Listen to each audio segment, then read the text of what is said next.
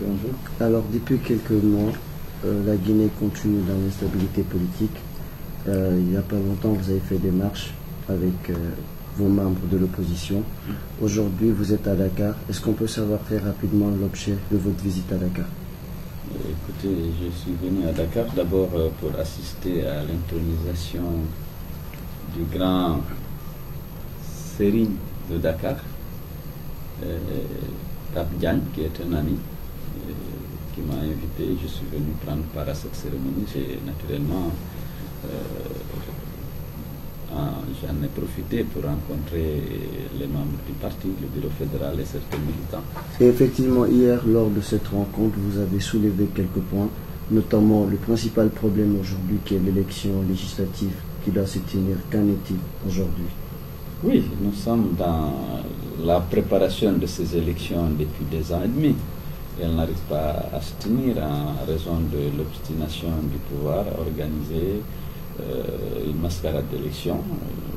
C'est avec quoi l'opposition n'est pas d'accord, et nous avons organisé plusieurs manifestations pour marquer notre désaccord avec les décisions prises ou envisagées par le pouvoir dans le cadre de ces élections, et dans la mesure où ces actes posés par le pouvoir étaient en contradiction avec le code électoral, avec les règles et les principes démocratiques.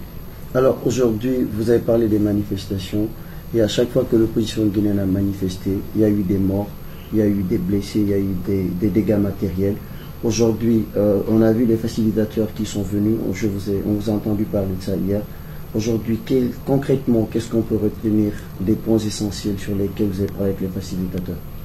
Bon, vous avez parlé des violences contre les manifestants. Il faut revenir là-dessus et indiquer qu'il y a près de 50 morts des jeunes citoyens qui ont été abattus à bout portant par les forces de l'ordre, et sans qu'aucune initiative ne soit prise pour identifier les responsables de ces crimes.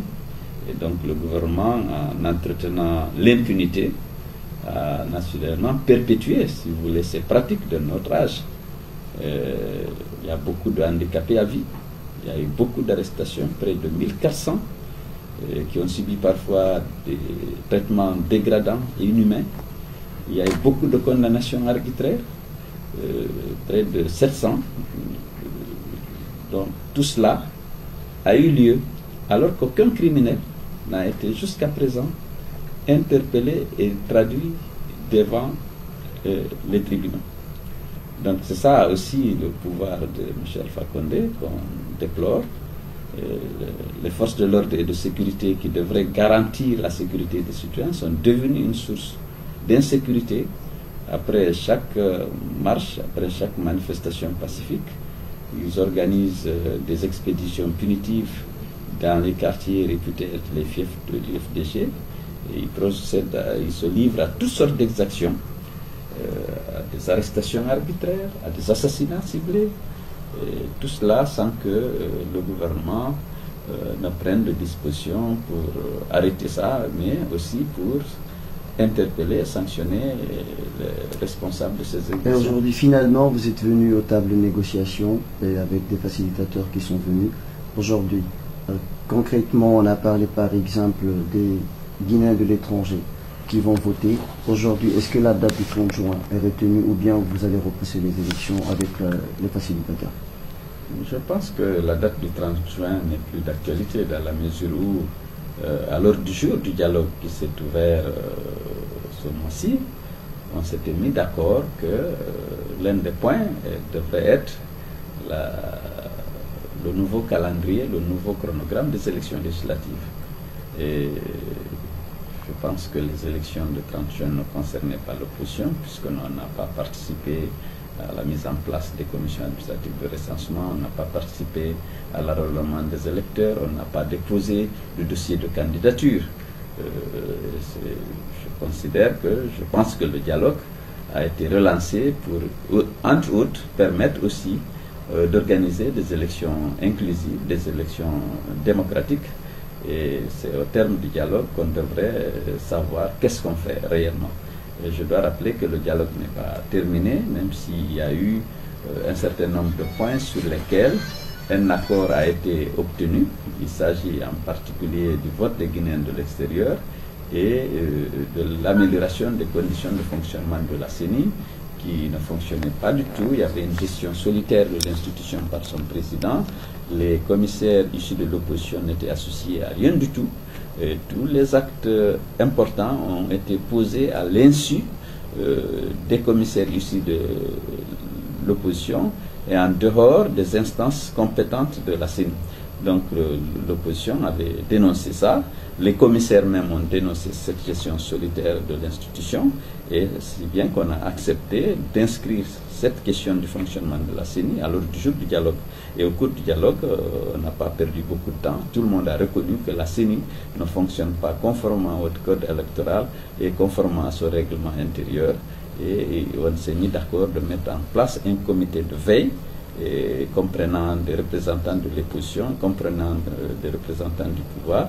Et ce comité de veille pourrait être présidé par un magistrat issu de la Cour suprême. Donc ça, c'est une des avancées. On a aussi donc accepté d'appliquer la loi en ce qui concerne la participation du vote des Guinéens de l'extérieur. Très rapidement, on s'est rendu compte que la Constitution de la République, le code électoral, leur donnait la possibilité de participer au scrutin de liste à la proportionnelle.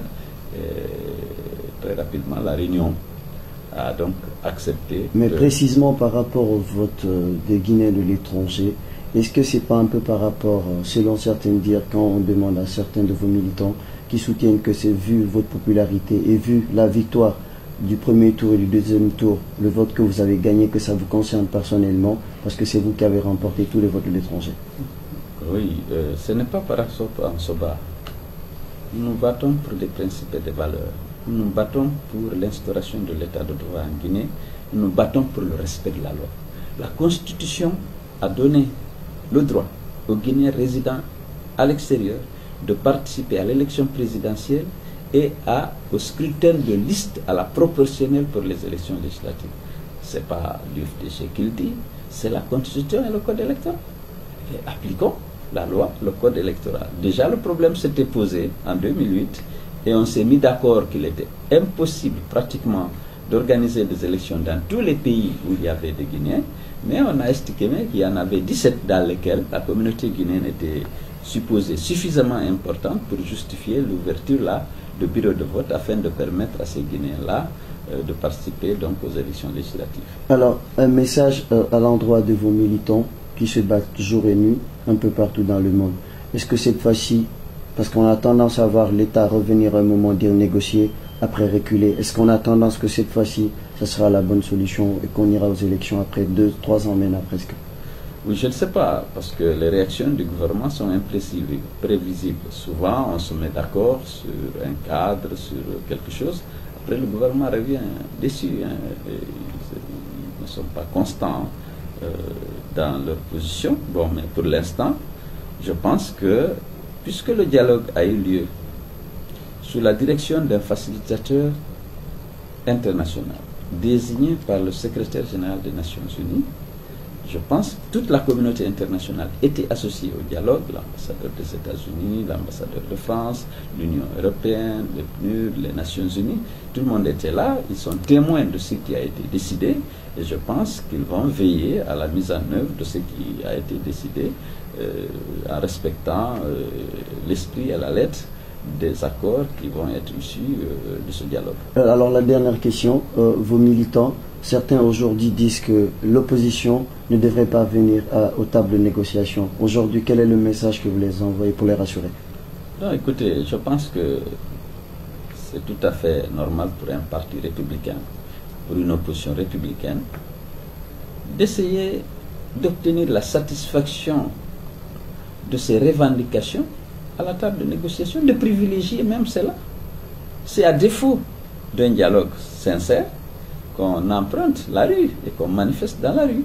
Et ces manifestations coûtent énormément cher à nos partis, à nos militants, puisque je vous ai parlé tout à l'heure des préjudices subis par l'opposition guinéenne. On parle de 50 morts, 1400 arrestations avec des traitements parfois dégradants, des condamnations arbitraires, il y a des handicapés à vie, il y a eu beaucoup de blessés. Et aujourd'hui, si les Guinéens peuvent faire preuve de maturité, accepter de discuter en confrontant leurs arguments pour décider, au lieu de s'affronter dans la rue, moi je pense un parti responsable doit privilégier le dialogue.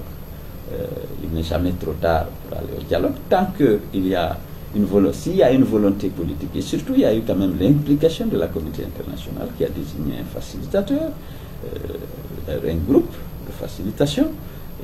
C'était tout à fait normal pour moi que l'opposition vienne à ces dialogues défendre, argument à l'appui, la position de l'opposition, défendre nos revendications et qui sont toutes fondées sur le droit.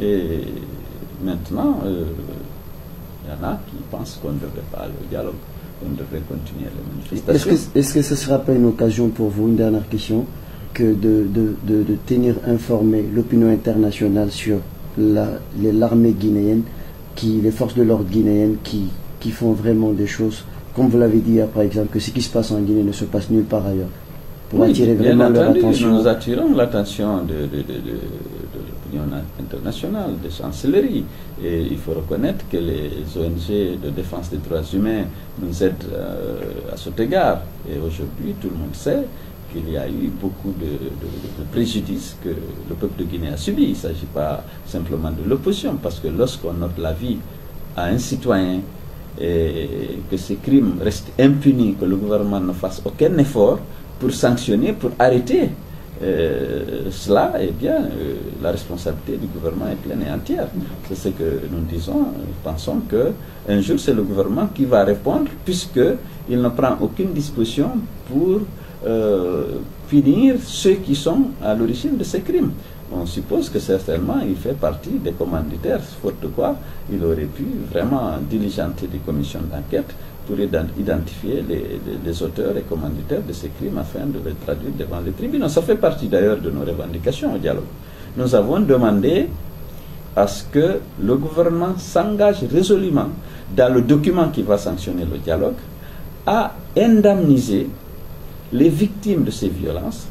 Il y a les familles qui ont perdu des proches, il y a les blessés graves, il y a les commerçants et autres citoyens dont les boutiques ou les maisons ont été incendiées ou vandalisées avec la complicité des forces de l'ordre.